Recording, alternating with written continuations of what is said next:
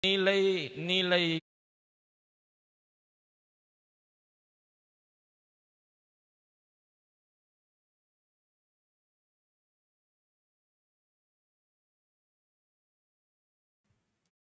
Ikhlasan ini selalu kita jaga. Yang pertama kata Nabi, ikhlasul amali lillah. Mengikhlaskan amalan karena Allah. Kalau mau hati itu tidak berpenyakit. Kemudian yang keempat, laziman li amri jama'atihim.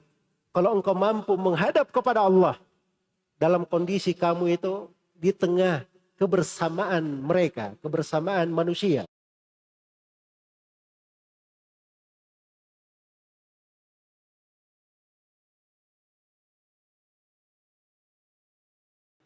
Fanatisme golongan dan lain sebagainya. Semoga Allah memudahkan kita semua bekerja sama untuk menyelesaikan masalah-masalah seperti ini. Wallahu a'lam bishawab. Serta hadirin dan akhwat, wal akhwat semuanya, para siswa-siswi yang semoga menjadi anak-anak yang berbakti kepada orang tua, masyarakat, dan negerinya. Semoga apa yang disampaikan kedua panelis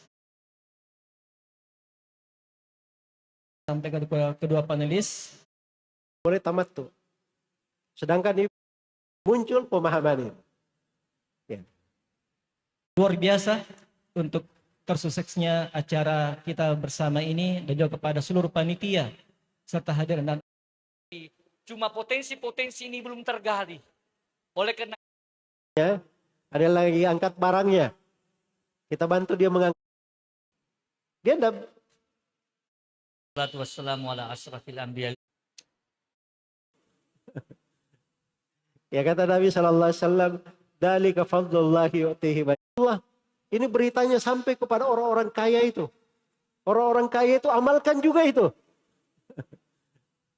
Ya kata Nabi SAW, dalika fadlullahi yu'tihi mayasha.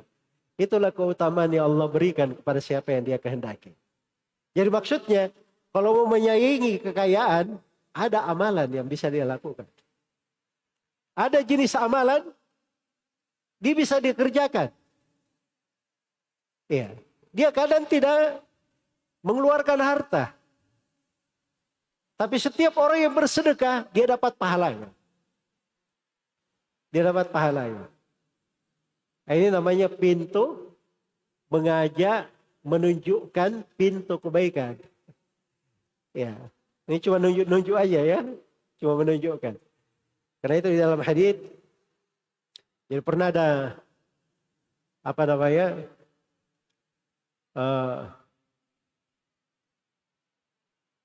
Nabi SAW bersabda, kata beliau SAW, wa man dalla ala khairin falahu ajr ka ajri fa'ilihi. Siapa yang menunjukkan sebuah kebaikan, dia dapat pahala seperti pahala orang yang melakukannya. Dia tidak punya uang, tapi dia bilang kepada orang yang punya harta, Pak, itu ada pondok pesantren di sana, mau dibantu. Pak, itu ada orang fakir miskin di sana, kasihan, dia sakit begini, tolong dia dibantu. Jelas ya? Nah, ini dapat pahala juga, sama dengan pahala orang yang mengerjakannya. Sama pahalanya. Iya. Karena itu pintu kebaikan itu banyak. Pintu kebaikan banyak. Dan untuk sampai ke dalam jenjang-jenjang derajat yang tinggi, itu diterangkan di dalam syariat luar biasa. Tapi ketetapan Allah, ada yang kaya, ada yang miskin, itu sudah berjalan. Di dalam ketetapan Allah, rezeki sudah dibagi. Kehidupan sudah ditetapkan. Jadi sesuatu Allah yang membaginya. Untuk apa kita komplain dan mempermasalahkan tentang pertautan kita di dalam pemberian. Nah, jadi itu mungkin secara ringkas apa yang bisa diterangkan. Terima kasih banyak. Wallahu ta'ala. Baik, jazakallah khairan Ustazuna. Kembali kami sampaikan bahwa di sesi terakhir ini, sesi tanya jawab, kepada siapapun yang mau bertanya, insya Allah ada hadiahnya. Insya Allah.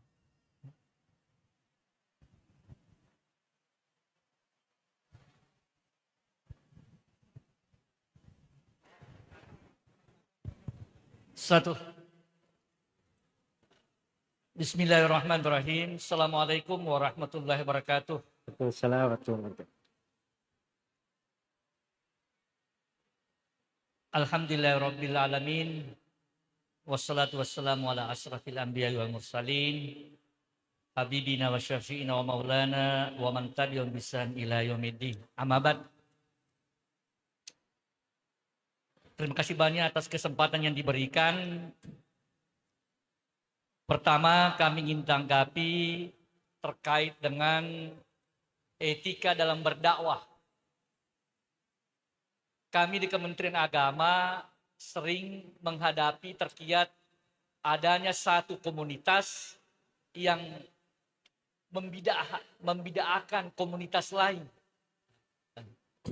Ini kadang menimbulkan pertentangan di tengah-tengah umat antara pendapat yang satu dengan pendapat yang lain. Kira-kira kalau dalam hal perspektif dakwah, bagaimana menyikapi ini? Adanya satu komunitas yang pekerjaannya sering membida'ahkan orang. Ya, ini perlu. Dan dia sering, ya, kullu bid'atin dalalah wa kullu bid'atin dalatin nar. Nah, itu dalil-dalil yang dikembangkan. Padahal kita ingin bagaimana umat bisa tercerdaskan, tercerahkan dengan ya menjadikan agama sebagai rahmatan lil alamin. Jadi pertama bagaimana sikap kita menyikapi terkait dengan komunitas atau kaum yang sering ya membidah-bidahkan ya, dan sering dia mengklaim menjas bahwa dialah yang benar, dialah yang sesuai dengan tuntutan Nabi, tuntunan yang diajarkan oleh Nabi kita. Yang kedua, terkait dengan penceramah kedua tadi mengenai moderasi beragama. Moderasi beragama ini kan bagaimana seorang itu berpandangan tentang Islam wasatiyah. Tidak terlalu ekstrim kiri, tidak terlalu ekstrim kanan. Oleh karena itu, ya untuk memahami hal seperti ini, bagaimana menyikapi dengan terkait dengan ya kalau dihubungkan dengan akidah kita. Ya, kalau dikaitkan dengan bagaimana yang pendapatnya kalau mencampur baukan antara keyakinan umat beragama. Ada yang mengklaim bahwa moderasi beragama itu adalah mencampur adukan keyakinan beragama. Nah, ini perlu juga menjadi pencerahan ya terkait dengan yang disinggung oleh penceramah yang kedua. Terakhir dari kami bahwa ini ada dilema, Pak. Potensi di sini itu luar biasa. Mengenai zakat, ya, kemudian zakat padi, zakat profesi. Cuma potensi-potensi ini belum tergali. Oleh karena itu kami ingin bagaimana kita memulai. Bagaimana ya ekonomi umat ini bisa diberdayakan. Tentunya mungkin akan seperti di negara-negara seperti di Bangladesh ada wakaf-wakafnya. Kalau di Timur Tengah itu sudah luar biasa, Pak. Tapi untuk kalangan ASEAN ini, bagaimana kita bisa memberdayakan wakaf-wakaf itu sehingga bisa memberdayakan ekonomi umat. Sehingga layanan keagamaan, kemudian pendidikan bisa terbantu dengan baik. Itu yang kami tanggapi 3 hal, Pak. Terima kasih banyak. Mohon maaf atas kekurangan. Wabillahi taufiq hidayah. Assalamualaikum warahmatullahi wabarakatuh.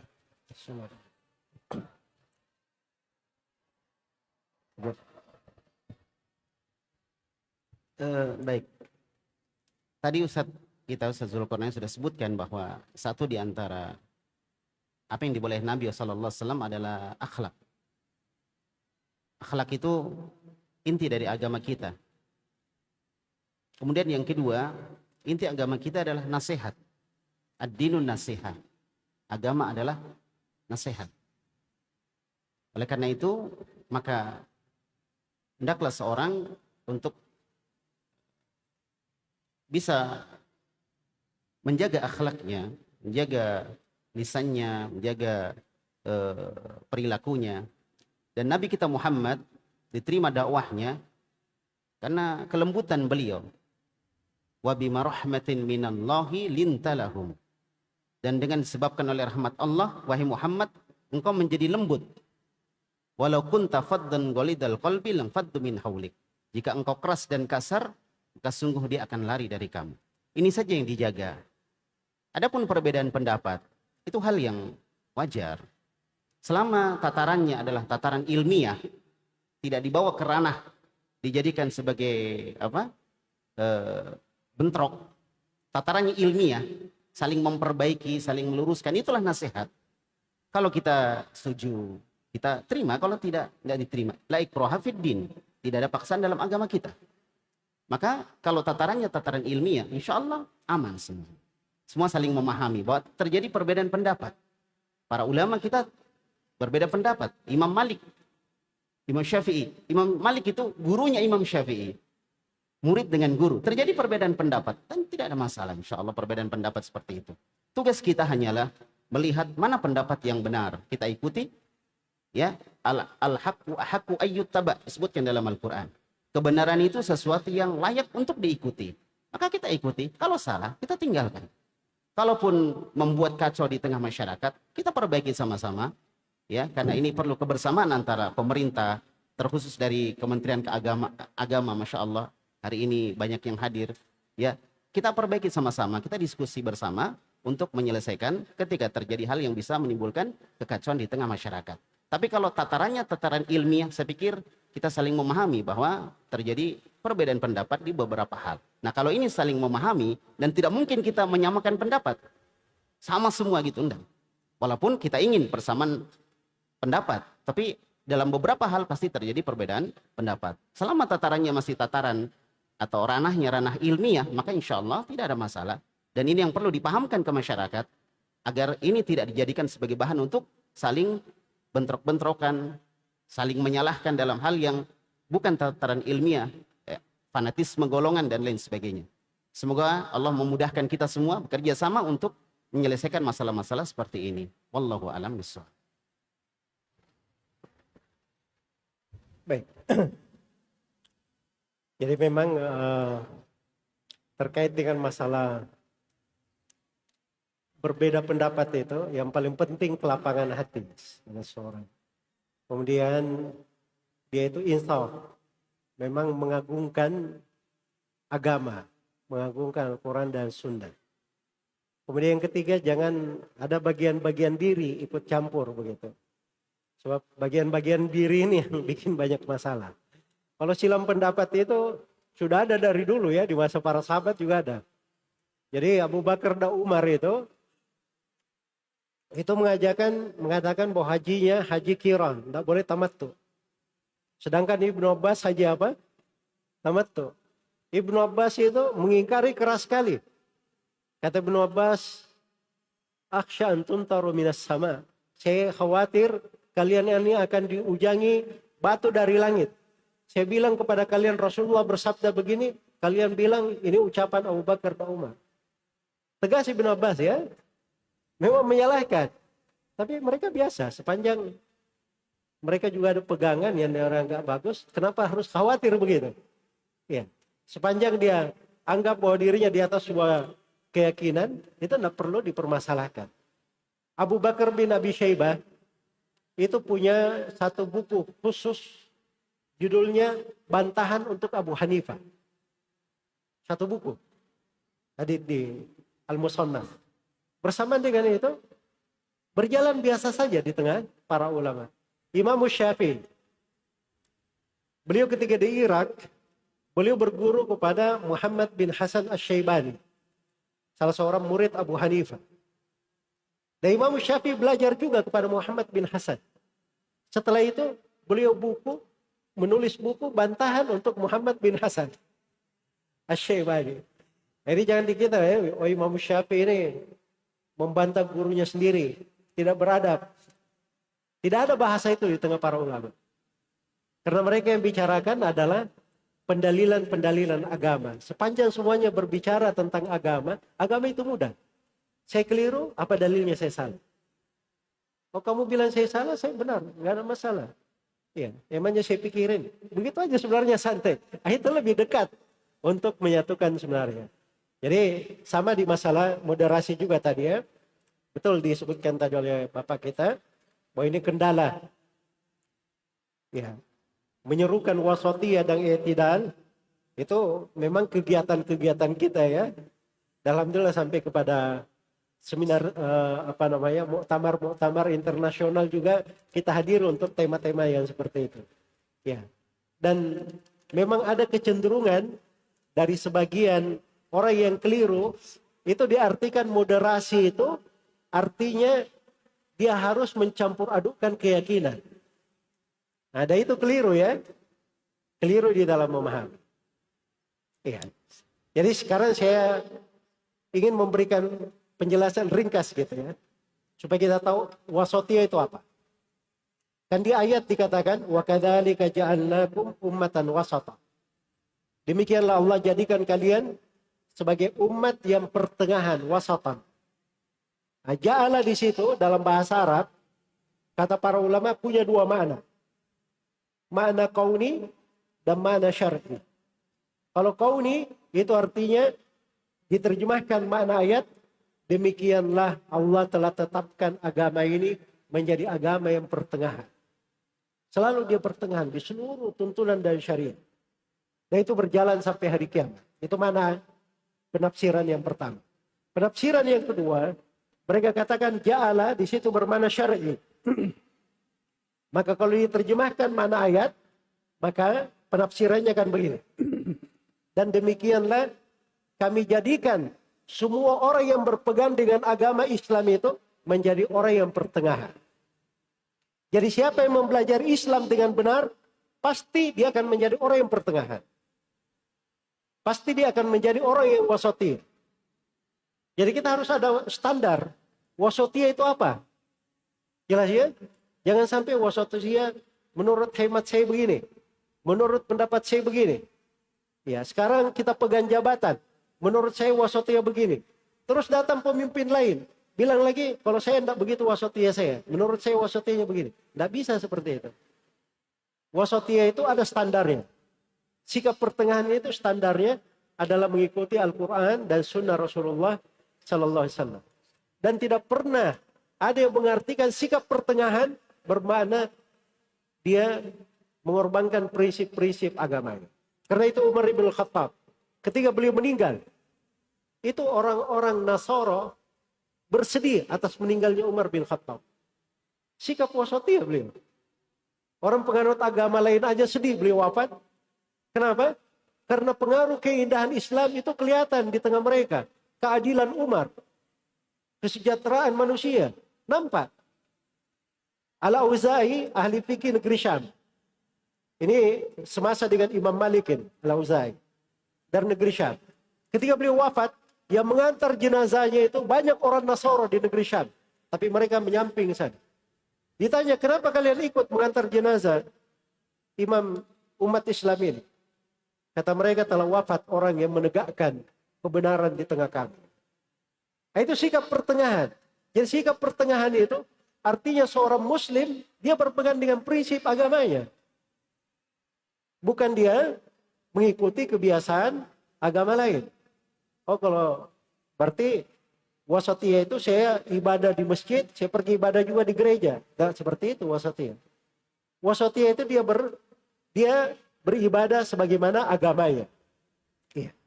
Dia jaga prinsipnya. Tapi dalam hubungan tata negara dengan manusia, dia tahu bahwa non-muslim pun itu ada haknya di negeri ini. Ada hak-haknya harus dijaga. Tidak boleh didolimi, tidak boleh ditumpahkan darahnya, tidak boleh dilampas haknya. Ya.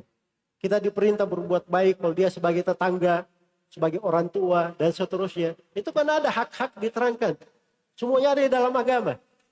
Semuanya ada di dalam agama. Sisa dijalankan saja sebagaimana keterangan tersebut.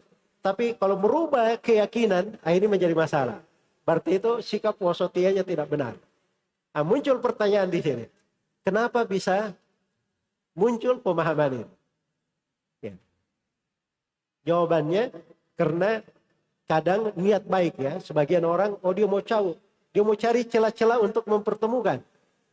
Tapi dia cari celah-celah mempertemukan, dia mengorbankan prinsip agamanya. Dia ini yang keliru sebenarnya. Tapi kalau dia mau belajar agama dengan benar, ya, mau cari celah mempertemukan, itu ada celahnya pasti. Ada jalannya, tuntunannya di dalam syariat. Ya, dan itu ada buku-buku khusus ditulis oleh para ulama. namanya ahkam ahli dhimmah. Hukum pergaulan antar umat beragama. Iya. Dan itu dibahas dalam tata negara. Ada ilmunya di dalam tata negara. Tapi yang menjadi masalah ini, teman-teman yang bicara wasatiyah belum pernah belajar ilmu itu. Bagaimana bisa menerapkan? Itu bagian dari ilmu tata negara. Pengaturan terhadap umat, keanekaragaman umat dalam sebuah negeri. Itu ada hukum-hukumnya. Dan itu perlu dipelajari bagaimana keindahan Islam dalam hal tersebut, maksud syariat di dalam hal itu, dan seterusnya. Baik. Itu yang kedua tadi. Yang ketiga,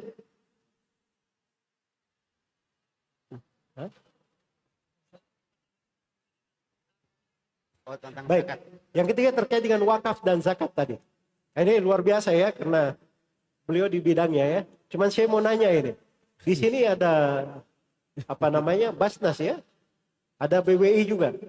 BWI berdiri sendiri. Ya. Harusnya kan dari Basnas, dan ini ada program-program, memang semuanya kan dibawa Kemenak ya. Sisa diatur bagaimana memperdayakan. Jadi wakaf itu betul sumber potensi. Di Sidrap ini zakat itu, ya saya jamin ya, kalau dikelola wakaf dan zakat dengan bagus, itu pasti akan meningkatkan indikator kesejahteraan masyarakat. Ya, dan mungkin tidak perlu banyak kepada pajak untuk kesejahteraan masyarakat Sidrap kalau dikelola dengan bagus di dalam hal ini. Dan ini perlu kita juga ada pelatihan-pelatihan di dalam hal tersebut. Kalau kapan-kapan mau diskusi-diskusi, program-program dan sebagainya, insyaallah taala bisa kita atur nanti di kemudian hari. Baik.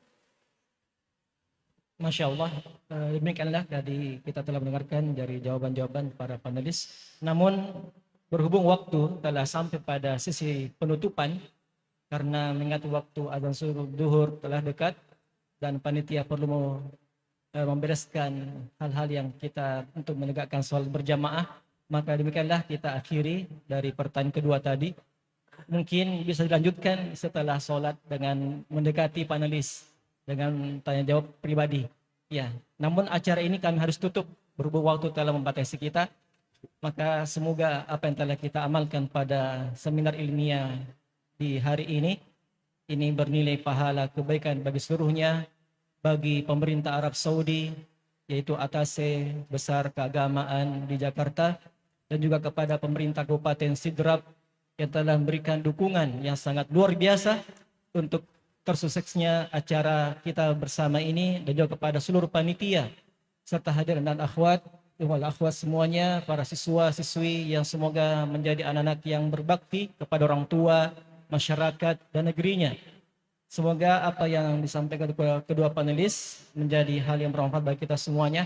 Mungkin kita mengharapkan dari salah satu atau keduanya memberikan kalimat penutup dan kalimat doa untuk kita bersama. Cek. Serius.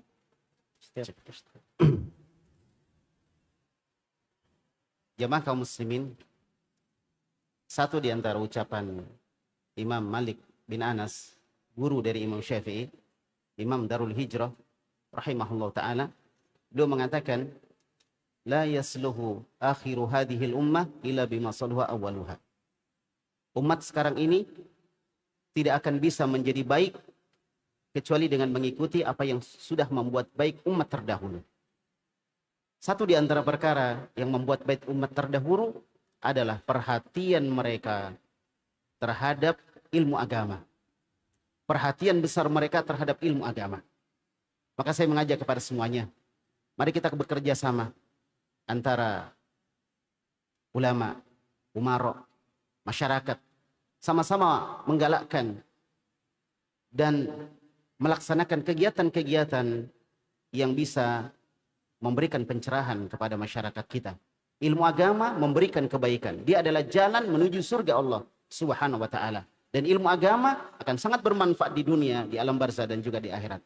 Semoga Allah Subhanahu wa taala memberikan rasa cinta kita kepada ilmu agama, rasa cinta kita untuk mengamalkannya, dan cinta kita kepada orang-orang yang mendakwahkannya dan mengamalkannya. Barakallahu fikum. Baik. Jadi mungkin apa yang